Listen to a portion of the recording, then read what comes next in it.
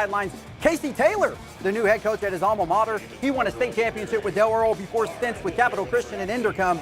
Now his Trojans hosting the Cosumnes Oaks Wolfpack from Elk Grove. And the defense just feasting on the back early. Jake Hall with the sack. The game's first score comes courtesy of Reese Catchings in the second quarter. He puts Oak Ridge on the board, finishing off a long drive as he trots into the end zone from a few yards out. He punched in another touchdown before the half, scoring after Dwight Martin III came away with an interception. Trojans led 14-0 at the half. Oak Ridge cruises 42-0 over the Pack. Casey Taylor victorious in his Oak Ridge debut. Over in Natomas, Elk Grove visiting Indercom, and this place was packed tonight. Student section, Liddy will pick this up in the third quarter. Elk Grove trailing 9-0. That would change on this play. I'm going to do my best with the name. This is Pita Fola Hama Toi. Well, I may have butchered his name, but clearly he butchered the Indercom defense on that run. The extra point was blocked, so Indercom still trailed 9-6. Later in the quarter, Indercom claps back. Jaden Johnson throws it up, and watch Amani Presley come back to get the ball. He jukes the defender. He reaches pay dirt. Tigers would miss the extra point, so they lead 15-6. Now with just seconds left in the third quarter, Indercom driving again. Jaden Johnson airing it out, but this time Mason Zasquez says, "Not on my watch, homie." He gets the interception. In the end, Indercom hangs on for the victory. The Tigers go on to defeat the Thundering Herd 15-6. Coach Reggie Harris goes on to win in his Indercom head coaching debut. We'll be right back with more high school sports right after this.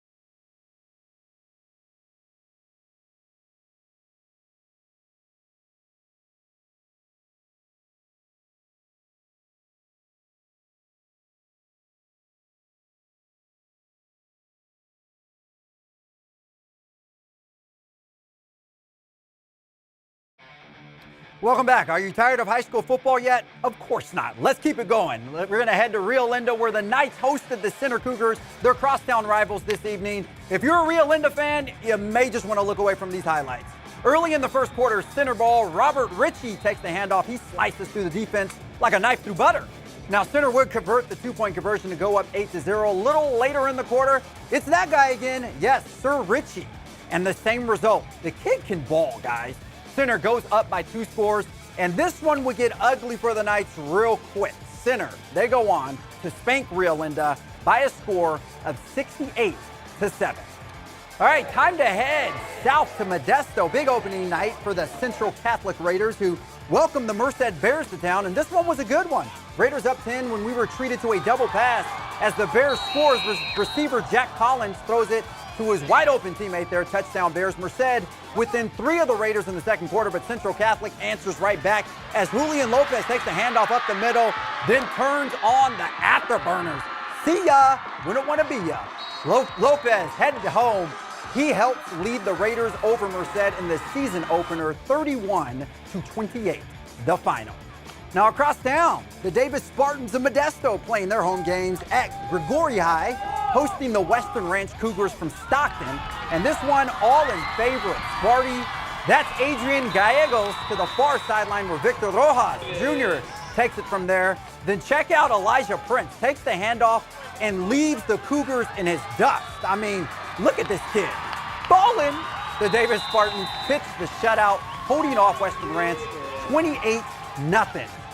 Well, week 1 of the high school football season is in the books. Of course, we'll have more action coming up tomorrow. Several games actually had to be postponed to tomorrow to be made up for those smoky conditions outside. Obviously, if you've been outside, you've seen them. So we'll make sure that, of course, we have you covered. I'll be covering a couple of those games tomorrow. But really, a really good week, solid week of week 1 action here. And it's a good thing to see a lot of these kids get the opportunity to play. As you remember, in the spring, they had a truncated season. So at least kids get back to playing a full season and postseason here. And, of course, we'll have this next Friday with all your high school sports and action. Thank you so much